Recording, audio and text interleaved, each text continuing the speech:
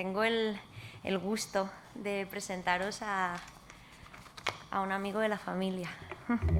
Él es Federico Gómez, bueno, Fede, que es titulado en Ingeniería Superior de Montes y bachiller en Ciencias Religiosas. Es profesor tanto en secundaria como en bachillerato de Ciencias y de Religión en el Colegio Sant Antoni Abat de Valencia.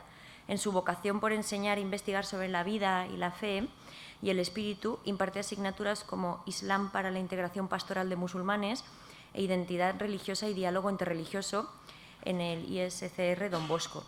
Además, disfruta escribiendo artículos aquí y allá y brevísimos relatos ilustrados de teología de ficción en la cuenta @theologyfiction. Lo digo por si queréis seguirle en eso es Instagram, ¿no es cierto? Sí. Además, bueno, publicó recientemente un libro que se llama, lo tenemos aquí, Mira las estrellas, ideas y recursos para ver Star Wars en clave evangélica. Lo digo porque, como podéis ver, la transversalidad, la multiculturalidad, los grandes temas, ¿no?, de la existencia, está todo interrelacionado.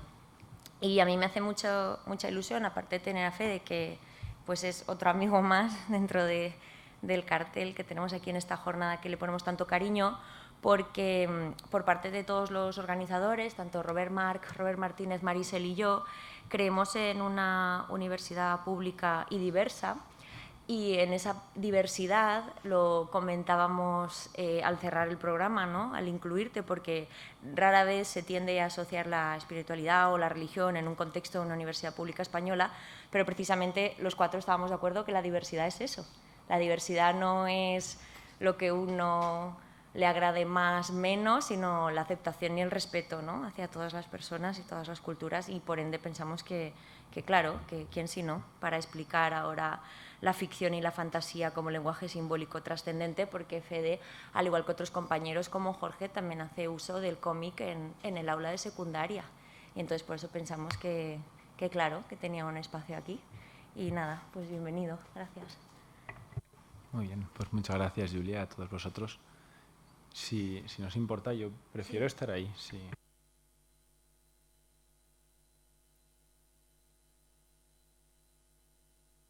Okay. Se me oye bien, ¿verdad? Juan Carlos, si no se mueve mucho, ¿está bien? ¿Aquí? Sí. Yo no me muevo ni mucho. Mira, aquí para poder ver lo que estoy proyectando. Fenomenal. Bueno, pues muy buenas tardes. Vengo aquí con un tremendo síndrome del impostor. Me encanta el cómic y lo uso en clase.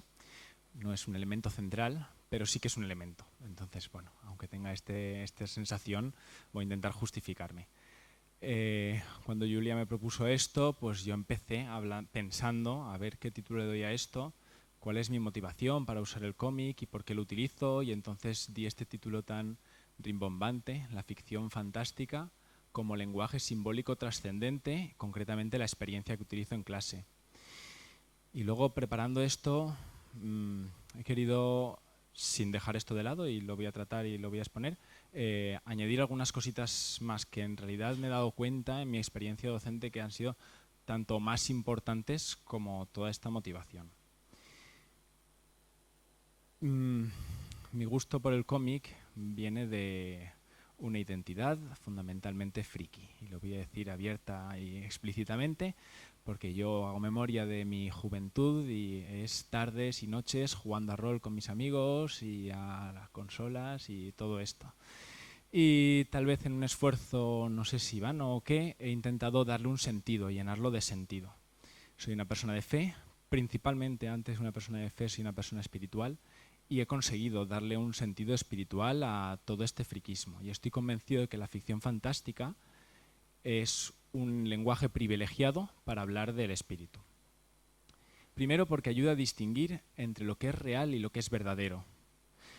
Pensando en esto, lo primero que me viene a la mente es el libro del Principito, un libro esencialmente ilustrado y necesitado de esas ilustraciones para ser lo que es, un libro nada real, pero lleno de verdades, y quien lo haya leído lo entenderá perfectamente.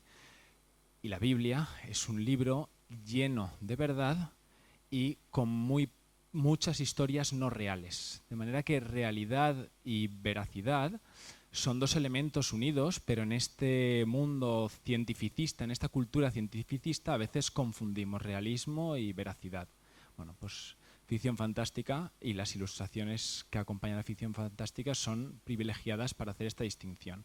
Lo que a mí me importa en esta vida es lo verdadero, no lo realista. Estoy dispuesto a saltarme el realismo, porque la ficción fantástica permite ser amante de la realidad sin estar sometido a ella. Ser amante de la realidad significa hablar de lo que hay en el mundo, no sometido a sus normas. Por eso podemos poner a superhéroes que tienen poderes sobrenaturales y entonces hacer referencia a, no sé, a cómo el Capitán América no tiene superpoderes inicialmente porque todo lo que es un hombre de virtud, y cómo el esfuerzo prometeico es capaz de convertirnos en algo casi o sobrehumano como es el Capitán América. O cómo puede Thor, siendo alguien totalmente sobrehumano y con unos poderes tremendos, en realidad saltándose todas las posibilidades reales, nos habla de cómo la humildad y la aceptación del error y del fracaso es todavía más relevante. Bueno,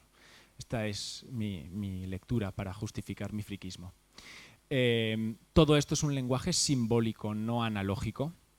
El lenguaje de las analogías hace comparaciones directas y cerradas, hace definiciones tal vez ilustradas, pero la analogía está demasiado unido al significado.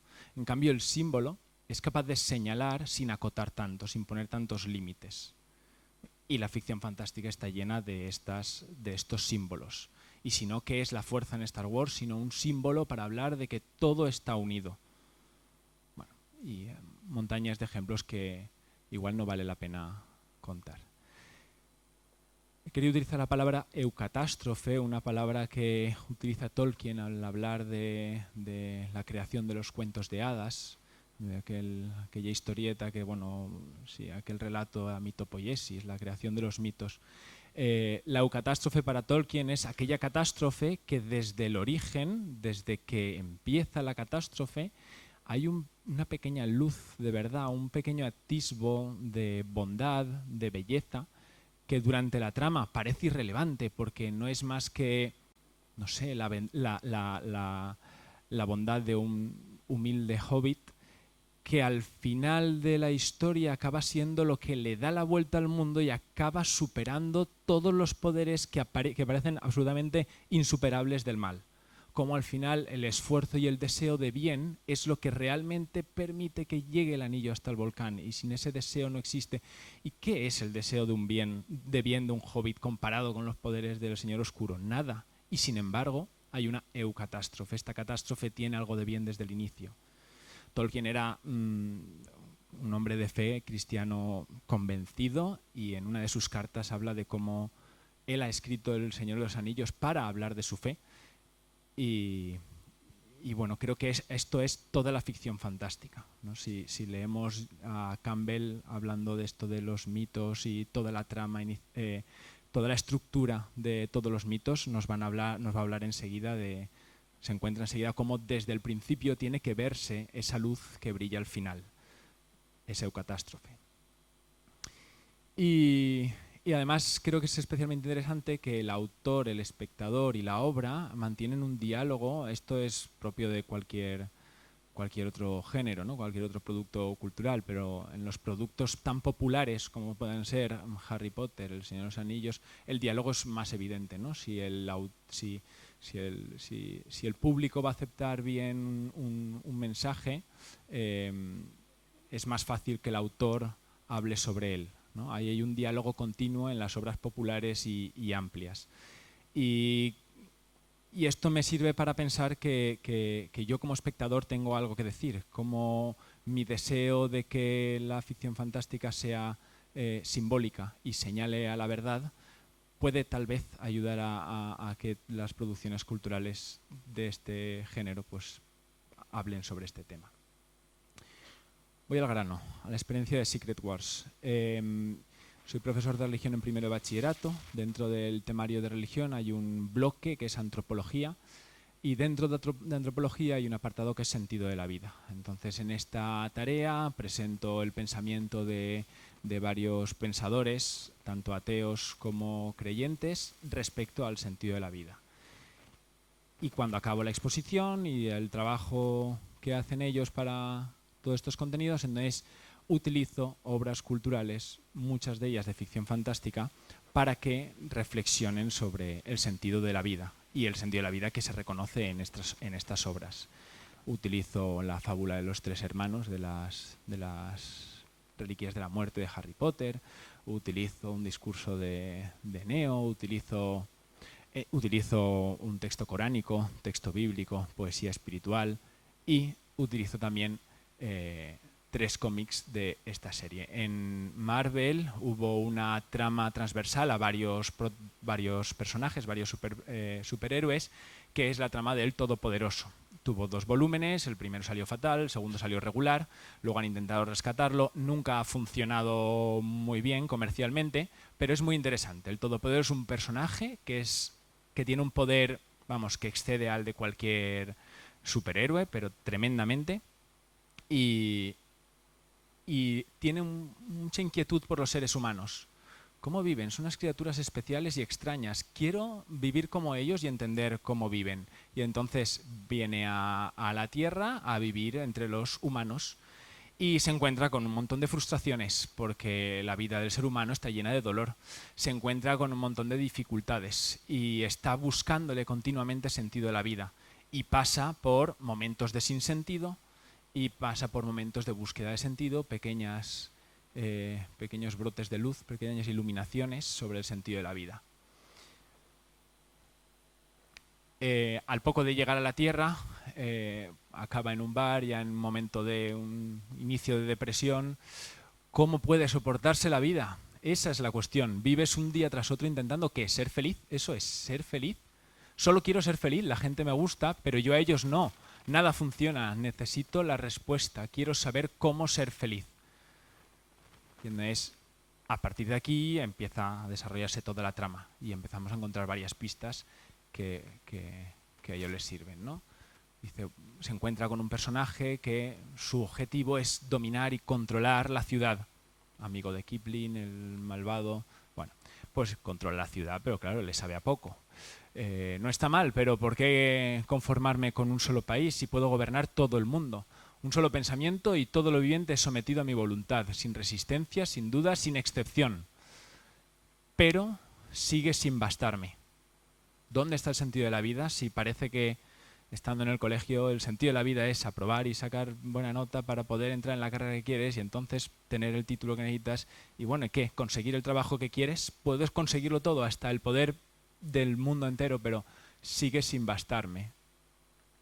¿Os preocupa algo, Señor? Bueno, esta escena de aquella época que puede representar todo lo que puede llegar a esperar una persona que lo que quiere del mundo es el disfrute, ¿no? Pues rodeado de hermosas mujeres, de grandes posesiones, mientras tanto en una mansión de Brasil. ¿Os preocupa algo, Señor? Sí, lo poseo todo, lo gobierno todo, lo controlo todo.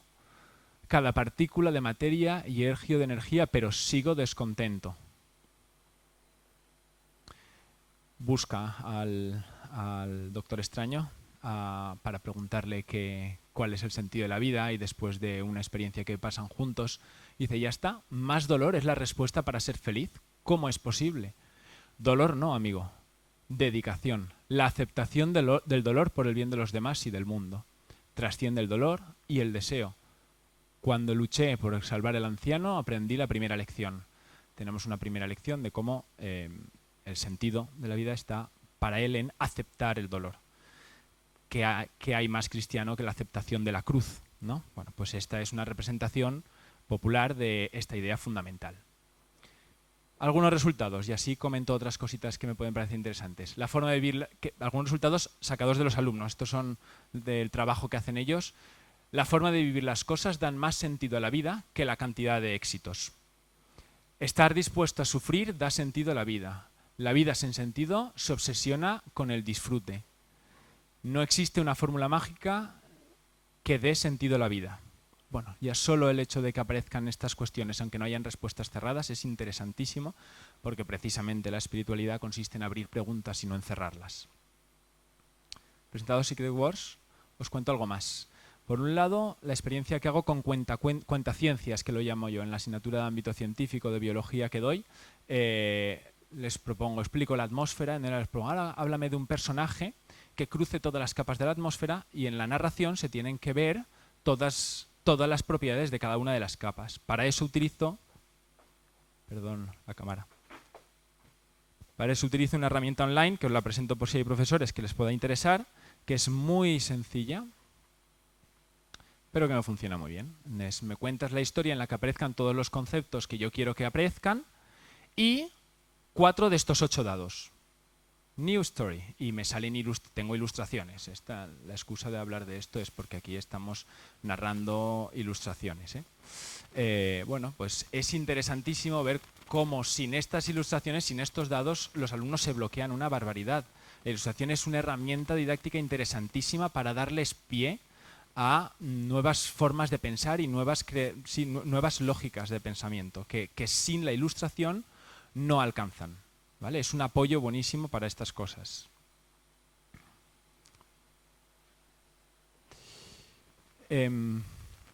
Biología y geología hay algunos ejercicios en los que le pido dibuja un cómic sobre algo que acabo de explicar.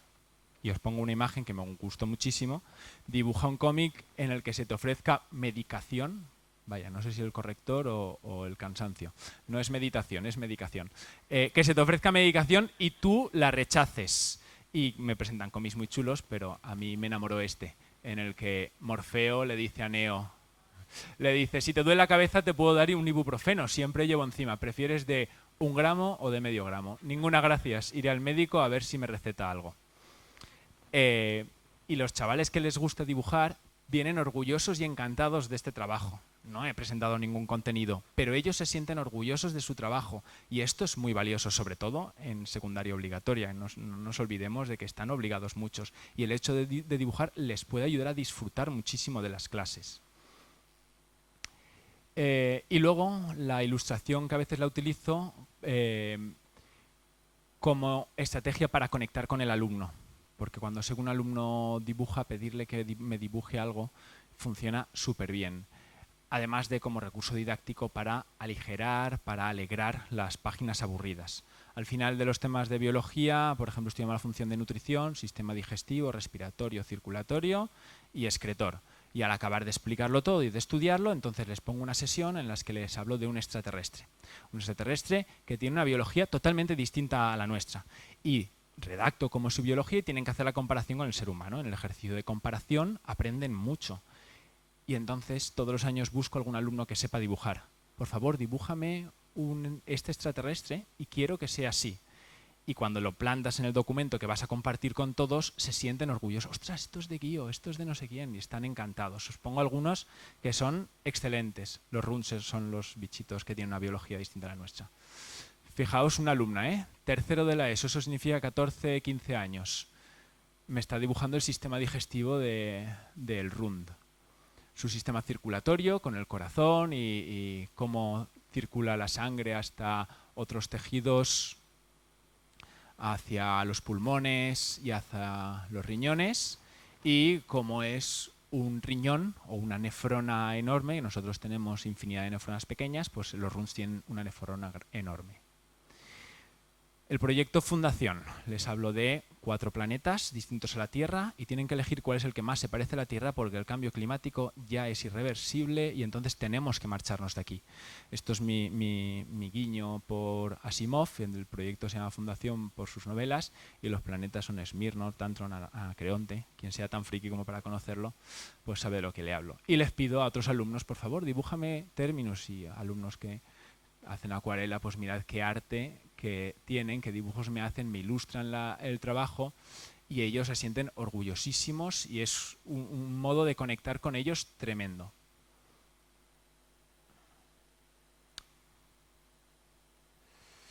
Bueno, mi experiencia, la ficción fantástica es un lenguaje privilegiado para señalar hacia la trascendencia. La ilustración es un recurso extraordinario para conectar con el alumnado que dibuja y para para aligerar, para agradar al que no ilustra, ¿no? Las ilustraciones son buenos recursos didácticos. Gracias.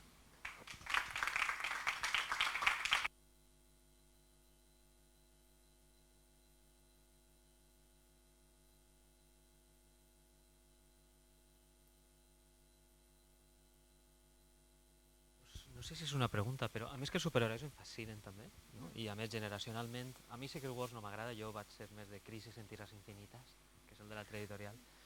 Però bé, en tot cas, a mi el que volia preguntar, no sé si tu has reflexionat, si et provoca, quan has treballat còmics de superherois, no sé si has treballat uns altres, tenen este vessant espiritual, perquè són una mitologia també, però d'altra banda els superherois són també fantascientífics, no? I Superman pot ser interpretat com a Moisès, els seus creadors eren jueus, Kal-El és una paraula d'origen hebreu, però Superman està basat en bona mesura en Gladiator de Philip Willing, que és una novel·la en la qual un científic experimenta en el seu fill per obtenir poder, i en línies generals quasi tots els superherois, bueno, quasi tots no, però molts, i els de Marvel en particular, responen a accidents químics. I a més, els superherois també són netament nord-americans en el sentit que representen la idea que un individu pot trencar l'estatu quo i per tant estan a prop d'això d'Ayn Rand i l'objectivisme i de passar per damunt de l'altre si fa falta. En resum, aquesta espiritualitat xoca en coses que pots explicar-la amb facilitat o realment hi ha contradiccions, és una cruïlla? No sé si m'expliques què vull dir, més o menys. Sí. A mi els superherois és una cosa que no és lo meu. Si vaig connectar en Secret Wars és perquè era molt explícit en la reflexió del sentit de la vida. Entenc perfectament el que me dius, vull dir, si intentara aprofundir en totes aquestes coses me trobaria en tantes incoherències que no podria. Per això ho toque molt superficialment. I a més, normalment soc crític en això, no? El món dels herois americans, nord-americans, a mi no m'agrada, mai ho ha aconseguit, però és tan popular que amb ells connecta fàcilment. Entonces, sí. D'altra banda, has nombrat coses relacionades amb la ciència i jo com a professor de religió i biologia i àmbit científic és una cosa sobre la que m'interpel·len molt i me pregunten contínuament. No? Bueno, evidentment no n'hi ha cap incoherència ni problema, el que n'hi ha és molt de prejudici sobre que la persona religiosa ha de ser no científica o no acceptar la ciència i me ve superbé per explicar i parlar de com ja Juan Pablo II ja va dir que el creacionisme és una heretgia, que no és catòlic, de parlar de les encícliques de Ratzinger dient que qui no accepta les veritats de la ciència no pot acceptar les veritats de la fe. Me serveix com a excusa per a plantejar aquestes coses i trencar l'estereotip de la persona religiosa com anticientífica, supersticiosa, miraculosa.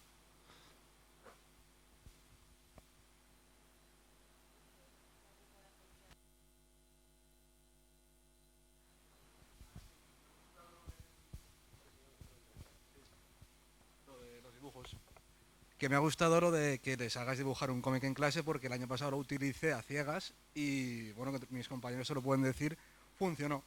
Funcionó por lo que has dicho, que el que no le gusta se considera útil en clase y le mola y se motiva. Y el que le gusta la asignatura y encima le mola dibujar, pues lo tienes todo. Eso me ha gustado. Por lo que he visto que no es algo aislado, que sí que lo utilizamos varios y luego lo utilizarán más compañeros en otras asignaturas. O sea que yo creo que eso puede ser muy útil. Y seguro que muchos alumnos puede ser más útil para incitarles a leer, animarles a escribir o incitarles a disfrutar de la ilustración, animarles a ilustrar, que repetir la letanía de ¡ay, qué bueno que es leer, qué bonito, todo el mundo lee, todos! A veces invitar a hacer algo es la mejor manera de tirar el anzuelo.